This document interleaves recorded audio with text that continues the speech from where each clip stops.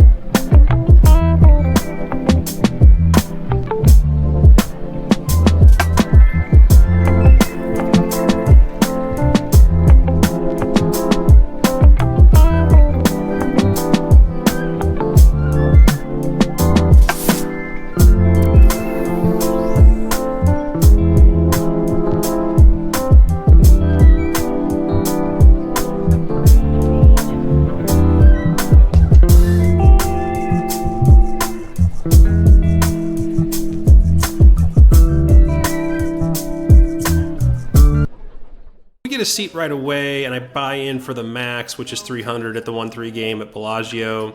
I'm a little bit nervous and a little bit excited going into this session. I'm coming into this session off of a loss from the night before. I played at Bellagio and booked about a $190 loss on Thursday night. And whenever I'm coming into a session off of a losing session, I'm always a little bit nervous. The adrenaline is kicking in. And I have to be a bit careful because I tend to push the action a little bit too much when I come in off of a losing session. I think I'm trying to recoup the losses from the previous session, and I end up getting myself into trouble when I do that. So I have to harness that nervous energy and that adrenaline in a positive way, get in and play my A game and see if we can't run it up. So I'm excited to share these hands with you. I'm excited to share the episode. Let's get a seat and get into the action here at Bellagio. And getting into the action is exactly what we do, and it doesn't take too long. About an orbit or so goes by before we pick up King 10 of spades in the small blind. It folds to the player in the cutoff, who raises it to $10. Button pretty quickly calls $10, and I think we've got a prime position here for a squeeze play. I bump it up. I go with a 4.5x sizing to $45.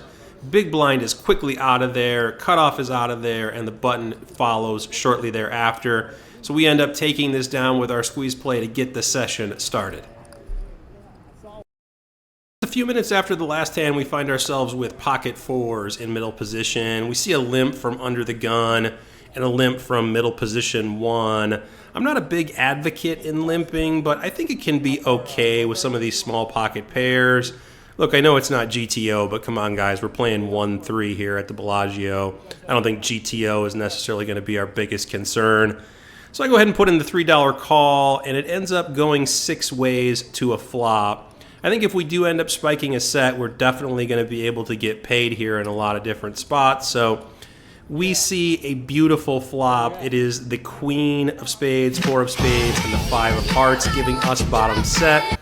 So we do connect, and when it checks over to me, I think we definitely want to start betting here and building a pot. I think we want to get value from Queen X hands, from flush draws, from maybe some straight draws as well. So I go $12. I know it's a pot size bet, but I don't think players are really paying attention to the size of the bet relative to the pot when the pot is this small. So I think it's fine. $12 is the price of poker. Goes around to the big blind, who tanks for a while. I'm not sure what he was thinking about or if he even knew the action was on him. He eventually does fold. Under the gun gets out of there pretty quickly, and the middle position one player puts in the call. So heads up to a turn, which is the 8 of spades, completing the front door flush. Not the best card for us, so when he checks, I decide to check back here, and we see the beautiful queen of clubs on the river, giving us a full house. Love to see it, and also love to see middle position one player decide to bet on this river. He goes small, though. It's $20. Definitely going to be raising here. I go 65, and I did call out the size of my bet here, guys, so I'm not string betting. I announced it. And it's back over to the middle position one player who tanks for a little bit. Then he turns over a queen, and I'm thinking he's definitely going to be calling. And then he folds.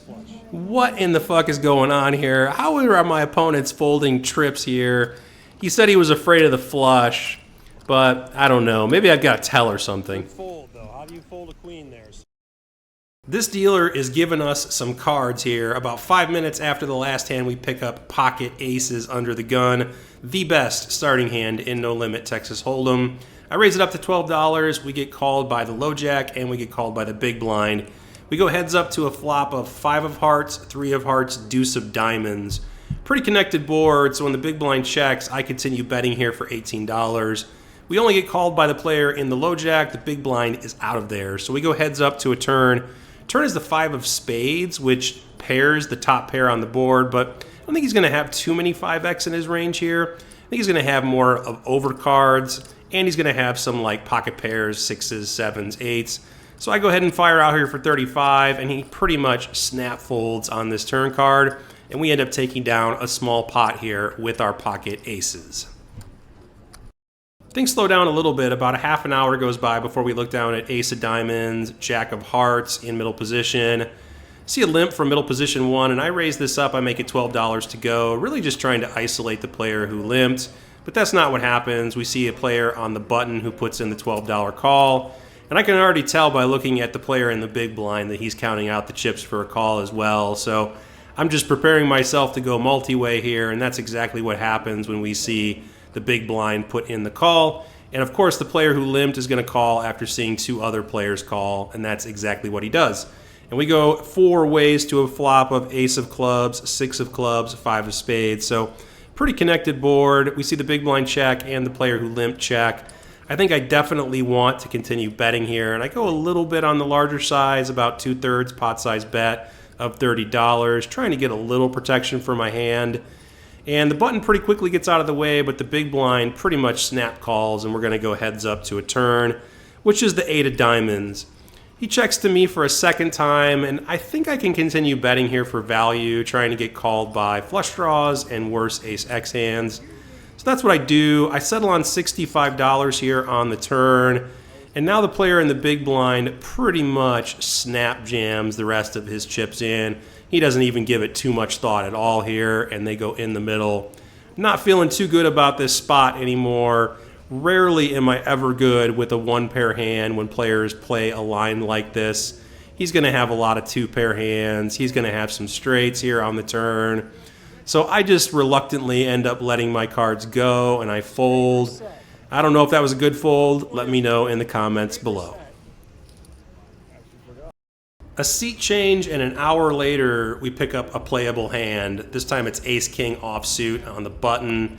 We see a limp from under the gun player and a limp from a middle position player. I raise it up to $20, really just trying to isolate one of these 2 players. But of course, that's not what happens when the big blind puts in the call, the under the gun player puts in the call, and of course, you know, the middle position player is going to be putting in the call as well. So 4 ways to a flop we go.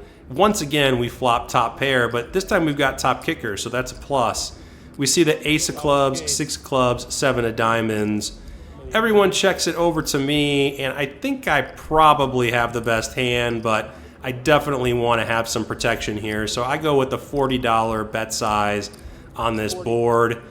Everyone pretty quickly gets out of the way, so I guess we did have the best hand. Everyone probably had junk, so they all fold, and we end up taking down a small-ish pot here with our ace-king. It's a shame we couldn't get more value there with our top pair, top kicker, but in a multi-way pot, I'm fine with going ahead and taking this down on the flop.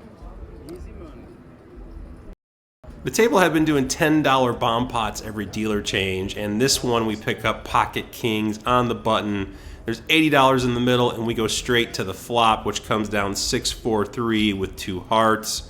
This being a bomb pot, anyone could have anything, so 2 pairs, straights, sets, they're all possible here. So we've got to proceed a little bit cautiously with our overpair. So when a player leads out for $25, I could certainly be raising here on the flop, but I think if he does have any bluffs or draws, it's just going to push him off his hand. So I decide to just play it extra cautious here and just put in the call on the flop. This gets the small blind and the big blind both out of the way, so we are going to end up going heads up to a turn card. And the turn card is pure magic. We see the king of clubs giving us top set on the turn. So if he had a lower set or he had to pair on the flop, we are now way ahead. If he had the straight, well, oh well, our fate is sealed. We are not going anywhere on this once we turn top set. So when he leads out here on the turn for another $50, I'm thinking it might be time to spring the trap and start to get value here with our top set. So I think about my sizing for a little bit, but I don't give it too long before I settle on a larger size of about $165 more to go. Slide out the chips and announce a raise. He gives me a very puzzled look, and eventually he flashes a 4, which now I'm starting to think he's got a set of 4s, but he says he just has a 4. So he doesn't think too long here before just sending his cards into the muck. I guess I made a mistake and should have just called here on the turn. I think we would have gotten more value on the river. He definitely would have kept bluffing, but as played, we end up taking down this pot with our turn top set of kings.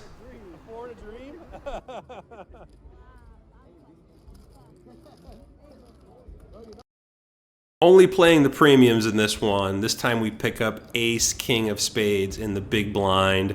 We see an under the gun raise to $15, and it ends up folding around to me. As players are making their decision, I am thinking about what my 3-bet sizing is going to be here, because I'm certainly not going to be flat calling out of position.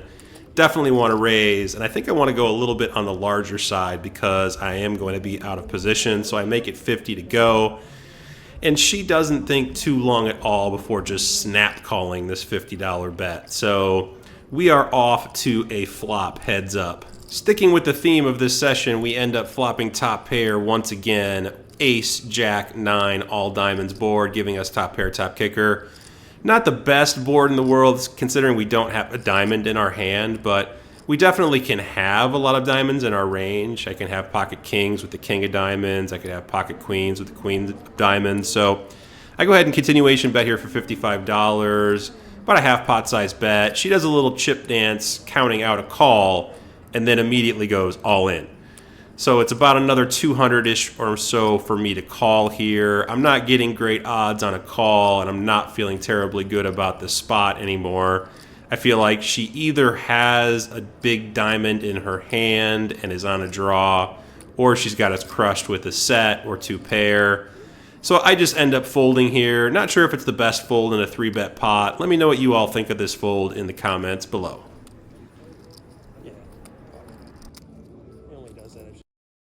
Nothing too crazy in this one, but I did play this hand, so I thought I would share it with all of you. I've got ace, 8 of diamonds in early-ish position. Under the gun limps, and I make it 12 to go. Ends up folding to the button, who pretty quickly puts in the $12 call. Small blind and big blind are both going to get out of the way, and as you can see, the limper is already holding calling chips in his hand, so he made up his mind right when I made the raise that he was going to be calling.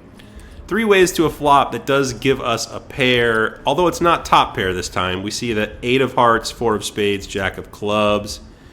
The limper checks, and I decide to check here as well. The button thinks for a while and puts out a $20 bet. He doesn't seem too confident in this bet though, so I think we can be calling here with our pair. We certainly could turn an ace, we could turn an 8, and we've got some other cards here that we could represent on a turn and take this away from the button. So I put in the call and we go off to a turn heads up. The turn is a 10 of clubs. I check and now he checks back. So we're going to go to the river, which is the 7 of clubs. I decide to just check here and try to get to my showdown and take my showdown value. Button pretty quickly checks back and we end up winning with our pair of 8s.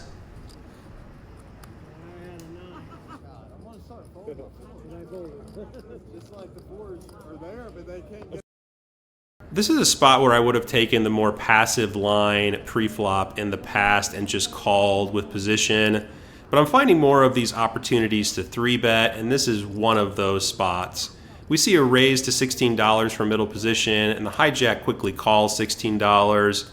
I bump it up. I make it 45 to go. Folds back around to the original raiser, who pretty much puts in the snap call from this 3-bet. So he doesn't think too long about it at all before just calling. And this invites the hijack along as well. So we end up going 3 ways here to a flop.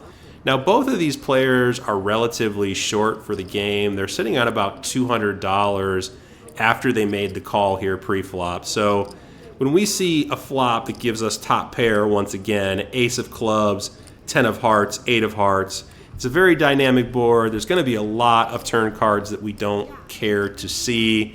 So when they both check to me, I decide to just go ahead and overbet rip it in here. Now this might be a bit of an overplay, but my thought process at the time was if they want to see cards and suck out, they're going to have to put in the remaining amount of their stack. The original raiser doesn't think too long here before letting it go, but he definitely has got a little something because he's thinking about it and looking at his cards. He might have a pair, he might have a draw, but he ends up eventually letting it go. The hijack player doesn't think too long at all before just sending his cards into the muck. So we end up taking this down on the flop. I'm happy with the results. It might have been a little bit of an overplay. Let me know if you think that bet size was too large in the comments below. Here we go, pocket tens in late position. We're effectively in the cutoff because there is not a player in the seat directly to my left. So when it folds to me, I raise this up, I make it 12 to go. The button asks how much, and the dealer kindly tells him the price of poker is $12. He puts in the call. The small blind, however, does not put in the call. She decides to raise this up. She makes it 30 to go. The big blind quickly gets out of the way, and I think I could be going for the 4-bet here occasionally, but I think calling in position is fine as well, so that's what I do. The button decides to call in position as well, so we are going to end up going 3 ways here in a flop, in a 3-bet pot, and we see a beautiful rainbow flop here. The ace of diamonds, 6 of clubs, 10 of hearts, giving us middle set here. The small blind leads with a check, and I decide to check here to see what the button wants to do, and he checks, and we see the jack of clubs on the turn. It does complete the straight draw, but I can't be too afraid of that when the small blind leads out for 35 here on the turn. She's only got about another 150-ish left after this bet, so I rip it all in to isolate her, and that's the intention. That was my plan. That's what I was trying to do, but that is not what happens. The player on the button now starts asking how much I have, how much is the bet. So I go ahead and push out all my chips into the middle so the dealer can get a count. It's going to be another $382 for him to call here on this turn card. Now, if he had the straight, it would have been a snap call. So I know we're not behind at the moment. He might have a hand like ace-6 suited. He might have a pair and a draw. So I know we're ahead at the moment, but I really am not looking forward to getting sucked out on this river. And I know I'm going to have to fade a lot of bullets if he puts in the call. And that is exactly what he does. Surprisingly, to my shock, he decides to put in the $382 call here on this turn card. And once he calls, the small blind basically laughs and says, well, I can't fold now, and she puts in the rest of her stack. So we are headed off to a river 3 ways, and as I mentioned, we're going to have to dodge a lot of bullets here. We've got a sweat here, so I kindly show my cards to my neighbors so they could sweat it out with me. I know we're probably looking to dodge any club or any card that completes a straight here on this river, so I am praying for a clean river. Give me a deuce or a 3 or a 4 one time, dealer. He puts out the king of diamonds on this river, and I think I am toast, but that is not the case, and I'm going to let the audio play out from here so you guys can hear my reaction as I learn that I did hold and we scooped this pot. Holy shit. Scooped it. Scooped it. Button ended up showing ace-5 of clubs. He had a pair and a flush draw on the turn, and the small blind showed ace-king of hearts, so she flopped top pair, top kicker, and we end up holding to take down an almost $1,000 pot here to end the session. I did not like that river.